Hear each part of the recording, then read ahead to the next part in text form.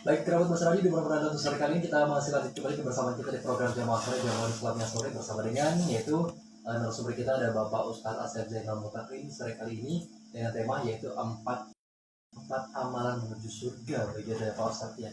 Nah Pak Ustadz, salah satu amalan untuk menuju surga ini adalah kalau tadi kita memberikan makan kepada orang begitu Pak Ustadz. Maksudnya ini orang yang kekurangan begitu Pak Ustadz.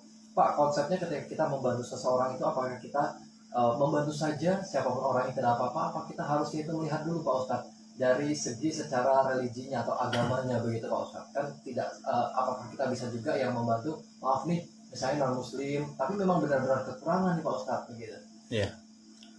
Jadi di situ tidak disebutkan at'imut ta'am khususan lil muslim, tidak ya. Jadi berilah makan kepada orang yang membutuhkan dan tidak harus khusus kepada orang muslim. Memberi makan kepada orang terutama yang membutuhkan sekali itu, apalagi kaitannya dengan menyambung nyawa ya.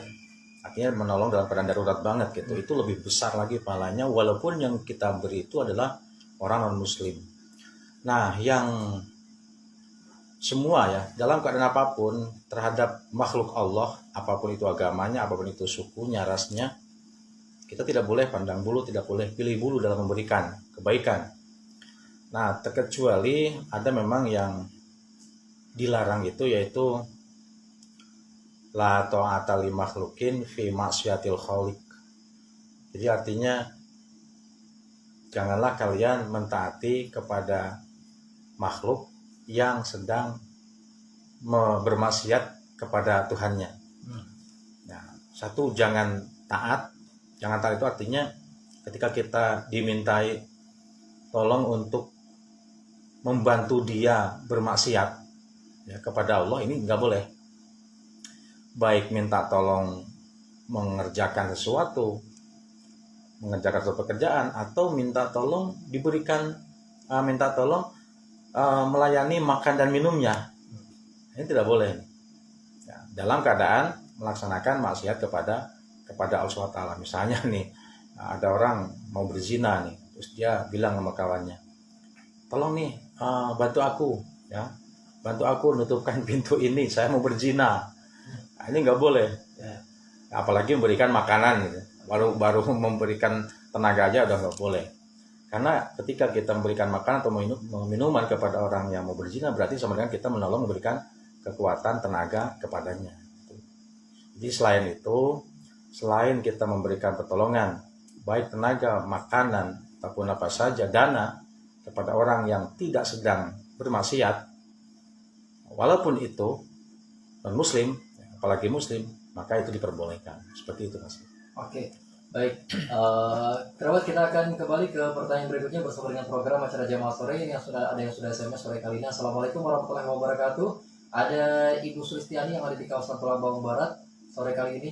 Pak Ustadz, bagaimana baiknya kalau kita ingin sholat tahajud Pak Ustadz? Apakah sholat tahajud itu di atas jam 2 malam atau pada waktu kita terbangun saja begitu Pak Ustadz? Dan lebih bagusnya bagaimana Pak Ustadz, sesudah sholat isya tidur lalu sholat tahajud, atau tidur dulu sholat isya langsung dijalan sambung dengan sholat tahajud Pak Ustadz? Ya, jadi kalau masalah waktunya yang penting jangan di separuh malam awal ya. Jadi kalau misalnya mau dilaksanakan agak awalnya itu harus di pertengahan malam yang kedua ya. Seandainya, ini kan hanya kita berbicara seandainya dalam satu malam itu ada 12 jam, kalau dibagi 2 berarti kan 6 jam. 6 jam pertama sama 6 jam kedua. Kalau 6 jam pertama anggaplah sebagai ukurannya yaitu dari jam 6 sampai jam 12 malam. Jam 6 malam sampai jam 12 malam. Kemudian 6 jam kedua yaitu dari jam 12 malam hingga ke jam 6 pagi. Tapi kan yang namanya pagi matahari terbit kan sudah bukan waktu tahajud lagi, batasannya itu yaitu terbitnya fajar di waktu subuh. Nah, berarti kalau misalnya mau melaksanakan ibadah sholat tahajud, yang penting jangan di bawah separuh malam yang awal.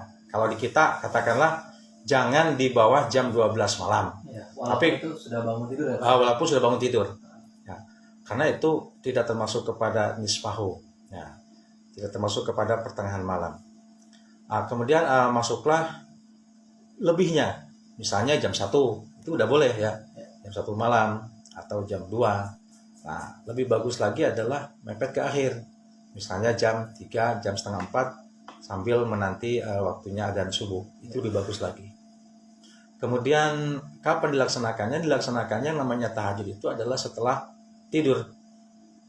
Jadi tidurnya itu walaupun hanya sebentar, walau saatan, walaupun hanya sebentar saja, sesaat. Yang dimaksud dengan tidur yaitu hilangnya akal, walaupun hanya sebentar saja. Yang penting hilang akal dengan tidur maksudnya, bukan dengan mabuk. Tapi kalau misalnya memang kita ada terkantuk-kantuk, tapi suara kita masih bisa mendengar, masih bisa mengerti apa yang diucapkan orang, ya ini belum hilang akal. Jadi kalau tidur dari hasil kantuknya dia tertidur, kemudian dia sudah tidak ingat apa-apa, yang namanya orang tidur asli. Nah, ini sudah dikatakan tidur walaupun hanya beberapa menit saja, itu sudah dianggap tidur dan itu sah untuk melaksanakan sholat tahajud setelah itu. Tapi ingat harus di atas separuh malam yang akhir, seperti itu. Oke, sudah dijawab Ibu pertanyaan sore kali ini bersama dengan program Jamaah Sore, Jamuan Islamia Sore, di mana tema kita adalah sore kali ini tentang ya tempat amalan menuju surga. Pak Ustadz, bagaimana dengan sedekah-sedekah kecil begitu Pak Ustadz? Apakah itu juga bisa menjadi salah satu jalan juga bagi kita untuk bisa menuju surga Pak Ustadz, walaupun sedekahnya tidak seberapa besar begitu Pak Ustadz? Rasulullah SAW juga pernah bersabda, la tahkiron nabi sadokoh walau bisa tamar. Jangan kau sepelekan masalah pahala sedekah walaupun hanya sepotong kurma. Ya. Bukan 1 biji kurma loh, sepotong kurma. Nah, sepotong aja itu udah berpahala. 1 biji lebih pahalanya. Nah, kalau 1 kilo, 1 karung, apalagi 1 kontainer kan. Ya. Jadi jangan kau remehkan masalah sedekah walaupun mampunya hanya sedikit. Karena sesungguhnya kemampuan yang sedikit bagi orang yang tak punya itu bisa membandingi dengan kemampuan banyaknya orang yang berharta banyak.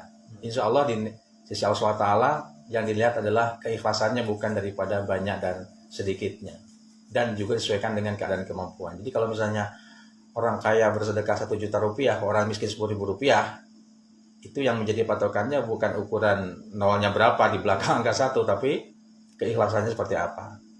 Makanya ada bahasa, kalau sedekah itu banyak nggak apa-apa, yang penting ikhlas, daripada sedikit nggak ikhlas gitu. Oke, lanjut.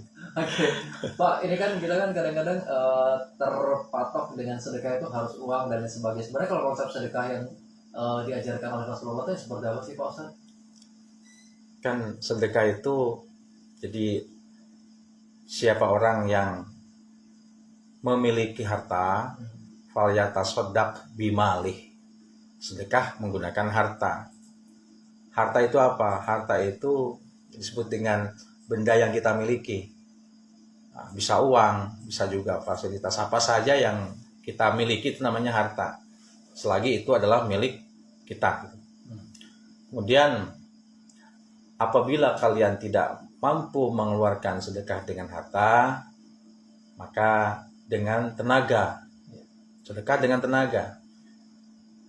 Ada pembangunan masjid, bagi orang yang mampu tapi nggak ada waktu untuk ikut kerja bakti, pasti dia ngirim semen. Betul. Ada orang nggak punya duit tapi dia ada waktu untuk ikut membangun masjid, dia sumbangkan tenaga. Oke. Entah itu sedekah juga, itu sedekah dengan tenaga, entah itu motong kayu, entah itu ngaduk semen. Nah, kemudian ada orang yang harta nggak punya, tenaga pun nggak punya. Mungkin dia sakit, mungkin dia sedang atau sudah dalam kondisi sudah tua, tapi dia punya ilmu. Maka falyatasaddaq bi ilmi, maka sedekahkan ilmunya. Apa artinya? Pendapat idenya, idenya, inovasinya, usulannya, gagasannya, sumbangkan. Selagi itu adalah baik. Baik artinya diterima oleh orang banyak. Karena belum tentu baik menurut kita, baik menurut orang lain. Jadi sedekah itu tidak terbatas hanya kepada harta saja. Demikian. Baik. Demikian kerabat, dimanapun Anda sore kali ini, semoga kita bisa lebih memperluas pengetahuan dan juga pengertian daripada tentang sedekah. Pak Ustadz, kita closing saja sore kali ini bersama dengan program jamaah yang bisa sampaikan sebagai penutup kita, monggo Pak Ustadz. Jamaah rahimakumullah, para pendengar yang budiman dan juga para pemirsa siaran langsung ini Mas ya, Ya Pak. dari Bas Radio Bintang Angkasa Suara FM Lampung. Jangan lupa bahwasannya hidup ini tidak lama kok di dunia ini, semua akan kembali kepadanya, kehadirat Allah SWT. Apa yang akan kita bawa? Kalau kita sudah merasa bahwasannya saya sudah dong sholat 5 waktu, tiap Ramadan juga berpuasa, punya harta nisab juga zakat, bahkan saya sudah haji. Oke, itu adalah kewajiban. Nah, kewajiban yang tidak bisa kita jadikan sebagai fadilah, tidak bisa kita jadikan sebagai andalan. Ya, karena itu kewajiban, mau nggak mau yang namanya kewajibannya itulah patokannya dilaksanakan. Nah, kemudian untuk menyempurnakan daripada yang wajib-wajib itu, baik Ramadan, baik 5 waktu, baik haji, baik zakat, kita tambahkan dengan fadilah. Apa itu fadilah? Yaitu sebagai penyempurna dari yang wajib alias ibadah sunnah. Apa itu? Puasa sunat, sedekah, sholat sunat. Nah, seperti itu. Kalau misalnya berkunjung ke Mekah untuk melaksanakan ibadah haji dan umroh, karena itu punya harta banyak dan itu dianggap nisab dan wajib, maka bagi yang tidak mampu, berkunjunglah bersilaturahmi dengan niat lillahi ta'ala, memperpanjang persaudaraan, mempererat hubungan ukhuwah Islamiyah, bahkan mengajak berbuat baik kepada orang yang tidak seagama pun, selagi tidak ada dalam konteks memaksakan agama kepada orang lain, ini bagus. Yuk gotong royong, yuk boleh. Yuk kita bantu orang itu, walaupun yang kita ajak orang yang non muslim, itu boleh. Namanya mengajak kebaikan. Yang tidak boleh itu adalah memaksakan untuk masuk ke dalam agama Islam kepada orang yang sudah beragama. Tapi kalau ada orang non muslim bertanya kepada kita tentang Islam, maka terangkanlah tentang Islam itu. Kalau dia ternyata minat untuk masuk Islam, tanya dulu, atas dasar apa Anda masuk Islam, ingin masuk Islam? Apakah ada paksaan? Tidak.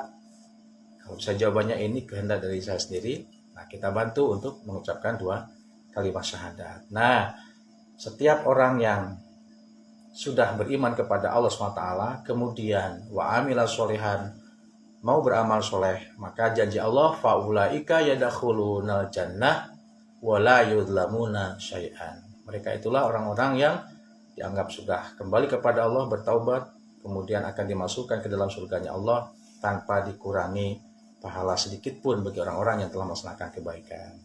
Hadanallahu wa iyyakum ajmain, ihdinas siratal mustaqim, billahi taufiq wal hidayah. Wassalamualaikum warahmatullahi wabarakatuh. Waalaikumsalam warahmatullahi wabarakatuh. Baik kerabat Bas Radio dimanapun Anda untuk sore kali ini, demikian kita sudah menyimak dan juga mendengar program Jamaah Sore Jamaah Islamiyah Sore bersama dengan narasumber kita Bapak Ustadz Asep Zainal Mutakin, dan